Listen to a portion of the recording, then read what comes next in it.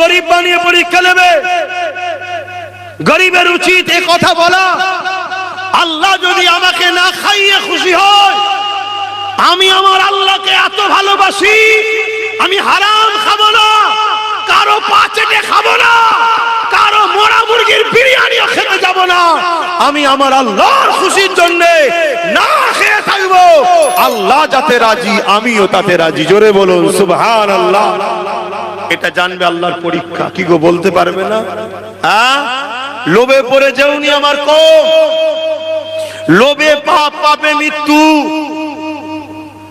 আজ আম্মা জান খাতুনে জান্নাত, আমার মাইকের আওয়াজ কি আমার মায়েরা শুনছে? শুনতে পাবে তো? আমার মায়েরা একটু শোনেন এবারে, আপনাদের উদ্দেশ্যে বলছি। মারে, খাতুনে জান্নাতের সঙ্গে যদি জান্নাতে যেতে চাও, স্বামীকে খুশি রেখো। স্বামীর সংসারে আল্লাহ যদি ডাল ভাত খাওয়ায়, মনে রেখে দিও খাওয়াবার মালিক স্বামী নয় আল্লাহ। অতি খুশি আলহামদুলিল্লাহ বলো, তবেই তো তুমি জান্নাতে যাবে। মা, খাতুনে জান্নাতের আখলাক কেমন ছিল একটা বলবো, বলো তোমরা বলো, শুনবে? হযরতে খাতুনে জান্নাত ফাতেমা তাজ-জাহরা রাদিয়াল্লাহু তাআলা আনহা একদিন মওলা আলী খাতুনে জান্নাতকে বলছেন, এ নবীর কলিজার টুকরি ফাতেমা, আহা দোনো জাহানের সুলতানের বেটি আপনি, আল্লাহ নবী আপনাকে আমার হাতে দিয়েছে, কিন্তু যতদিন সংসার করলাম কোনদিন আপনার পেট ভরে খাওয়াতে আমি পারলাম না। হযরতে খাতুনে জান্নাত খুশি হয়ে বলছেন, এ আমার প্রাণের স্বামী, আমি তো আপনার উপরে কখনো অভিযোগ দিইনি, আমি সাক্ষী দিচ্ছি আপনার আমার শ্রেষ্ঠ স্বামী। জোরে বলুন সুবহানাল্লাহ। আল্লাহ নবী বলেছেন, পৃথিবীতে ওই পুরুষটাই শ্রেষ্ঠ যাকে তার স্ত্রী বলে আপনি ভালো। অন্য কোন জায়গায় সার্টিফিকেট নিলে হবে না। স্ত্রী যদি সার্টিফিকেট দেয়, এই জায়গায় সার্টিফিকেট পাওয়া আল্লাহু আকবার খুব বিশাল ব্যাপার। কি এই জায়গায় সার্টিফিকেট পাওয়া খুব বিরাট ব্যাপার। তা যাই হোক, হযরতে খাতুনে জান্নাত মাওলা আলী একদিন বলছেন যে ফাতেমা, কয়েকদিন হয়ে গেল ঘরে কিছু খাওয়া হয়নি। শুনছো কি বলছি? এখানে কে আছে কার বাড়িতে আজকে দুপুরে খাওয়া হয়নি? আছে একজন হাত তুলে বলবেন যে আমার বাড়িতে দুপুরে আজকে খাবার ছিল না, অভাব আছে? কে খাওয়ায় আপনাদের ঘরে? সরকার না আল্লাহ? জোরে বলে, জোরে বলে। তাহলে সরকারের লোক, সরকারের যখন জালিম ছেঁচড়া নেতাগুলো বলে যে আমরা দিই, জুতোর বাড়ি মারেন না কেন? জুতো খুলে চাপাং চাপাং করে দেবেন, জান উয়ার কোথায় ভাষা খুঁজে পাসনি, আমরা দিই। হ্যাঁ, খাবার মালিক কে? জোরে বলেন কে?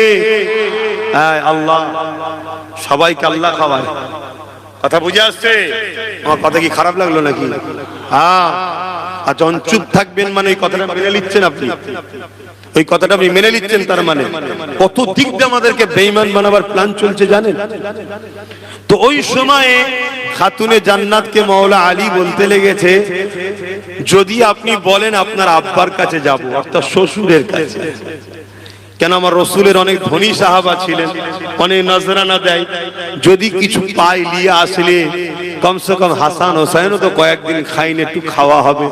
আহ মা, কোন সংসারের কথা বলছি শোনেন আম্মা, আজ আপনাদের কারো সংসার কি কোনো মায়ের এত গরিবী আছে? আহারে, কুল কায়নাত যাদের ওসিলায় খাচ্ছে। হযরতে মাওলা আলীকে খাতুনে জান্নাত বললেন, যান আব্বার কাছে যান, যে দেখেন। হযরতে আলী চলে আসলেন, দীর্ঘক্ষণ আমার নবীর কাছে বসে আছে, কিছু পেলেন না, মনটা মরা করে ঘরে যাচ্ছে। ঘরের বাইরে থেকে সালাম দিতে হয়। জীবনে কোনোদিন স্ত্রীকে সালাম দিয়েছেন? কাদের কাদের বিয়ে হয়ে গেছে হাত তোলেন। যাদের যাদের বিয়ে হয়ে গেছে হাত তুলবেন, থাকতে হাত তুলবেন না, যদি ফটো যদি ভেতরে চলে যায় একবার কপালে বিপদ আছে। কাদের কাদের বিয়ে হয়ে গেছে? আমিও হাত তুলছি, দেখছেন না? না, আমার দিকে তো অনেক কটা ক্যামেরা, বিপদ হয়ে যাবে। বলেন কার কার বিয়ে হয়ে গেছে? হাত না বান, একজন কেউ হাত তুলে বলেন বিবিকে সালাম দিয়েছেন? বাহ, মাশাআল্লাহ, যারা দিয়েছো খুব সৌভাগ্যবান তোমরা। বিবি যদি যতই মিজাজি হোক ঘন ঘন সালাম দেবেন, ঘন ঘন সালাম দেবেন।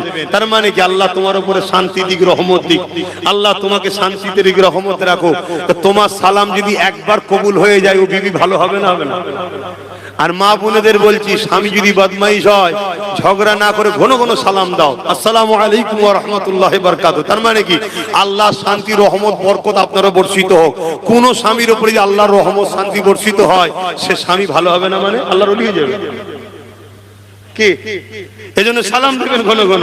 আমাদের তো সালাম বন্ধ হয়ে গেছে।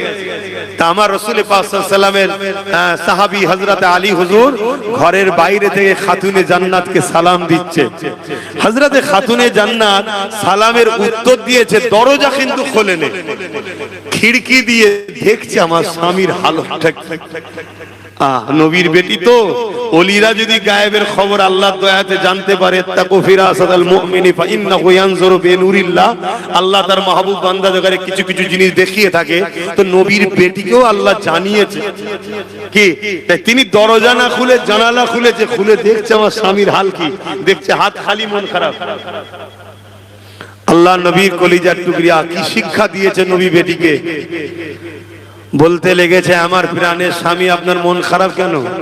বলছে, আমার রাসূলের কাছে গেলাম, কিছু পেলাম না। আহা, তুমি বড় সুখী আছো, খোদার তো হাসান হোসেন আছে। হযরতে খাতুনে জান্নাত বলছে, আপনি মুখে হাসেন, শুকরিয়া আদায় করেন, ঘরের ভেতরে আসেন, আগে শুকরিয়া আদায় করেন। বলছে, কিসের জন্য? আল্লাহ পাক জিহালে রেখেছে, এর জন্যই শুকরিয়া আদায় করতে হয়। বলুন আলহামদুলিল্লাহ।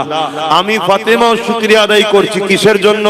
হযরতে খাতুনে জান্নাত বলছে, খাবার হয়তো আপনি আনেন নে, কিন্তু আল্লাহ স্বামীটাকে তো ঘরে পাঠিয়েছে। বলুন সুবহানাল্লাহ। কি কত স্বামী আছে রাস্তায় টেনশনে টেনশনে যায়, কিচ্ছু জানি না, সামনে ঈদে আমাকে এত টাকার গড়ি, এই দিতে হবে, হাই দিতে হবে, টেনশনে টেনশনে রাস্তায় যে অ্যাক্সিডেন্ট করে উঠে। এই তো গেল, তো এবার কি হবে? তো হযরতে খাতুনে জান্নাত বলছে যে আপনি এসেছেন, এটাই আলহামদুলিল্লাহ।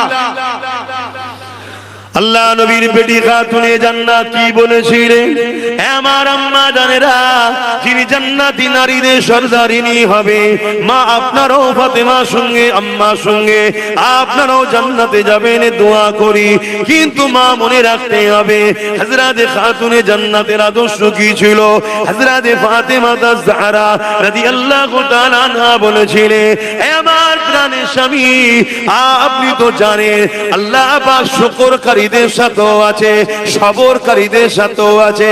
অর্থাৎ আল্লাহ খাওয়ালে, সুস্থ ভালো রাখলে আলহামদুলিল্লাহ বলবো, এই শুকরকারীদের সঙ্গে আল্লাহ আছে। আর যদি আল্লাহ না খাওয়ায়, অভাব যদি হয়, সবর যদি করে, তার সঙ্গেও আল্লাহ আছে। আমার প্রাণের স্বামী, আমরা কেমন আল্লাহকে ভালোবাসি। আমার আল্লাহ যদি ফাতেমাকে, হাসান হোসেনকে আপনাকে না খাইয়ে যদি পরীক্ষা নিয়ে খুশি হয়, আমরা কেন আল্লাহর খুশির জন্য না খেয়ে পরীক্ষায় আল্লাহকে রাজি করতে পারবো না? এই বলে দিয়ে যায় আমার মা বোনেরা, এই দুনিয়া বড় চক্রান্ত করতে লেগেছে আমাদেরকে আল্লাহ রাসূল থেকে সরাবে বলে। যদি কোনো পুরুষের ইনকাম হারাম হয়, ভুল হয়, সেই স্ত্রী যদি ওই স্বামীর পয়সা খায়, কিয়ামতের দিনে স্ত্রীকে আল্লাহ ধরবে না, ওর কৈফিয়ত স্বামীকে দিতে হবে। কেন? স্বামী হলো স্ত্রীর গার্জেন, কন্যা হলো বাপ তার গার্জেন। বাপ যদি তার কন্যাকে হারাম খাদ্য খাওয়ায়, এর জন্য বাপ জাহান্নামে যাবে, ওই কন্যা জান্নাতে যাবে না। অর্থাৎ নারীদের জন্য হিসাব নিকাশটা দিতে হতো না। কিন্তু আজ জালিম হুকুমতরা বড় প্ল্যান করে আমার মা বোনেদেরকে সামান্য ভিক্ষা দিয়ে খরিদ করলো।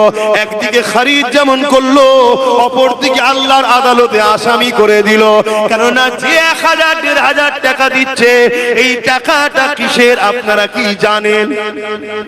কথা বলছেন আপনারা? তো এটা একটা পরিকল্পনা। মুসলিম নারীদের হাতে অর্থ দাও, এদেরকে দাও 1000 টাকা, কিন্তু 1000 টাকাটা হারামের দাও, মদ বিক্রি করার টাকা দাও।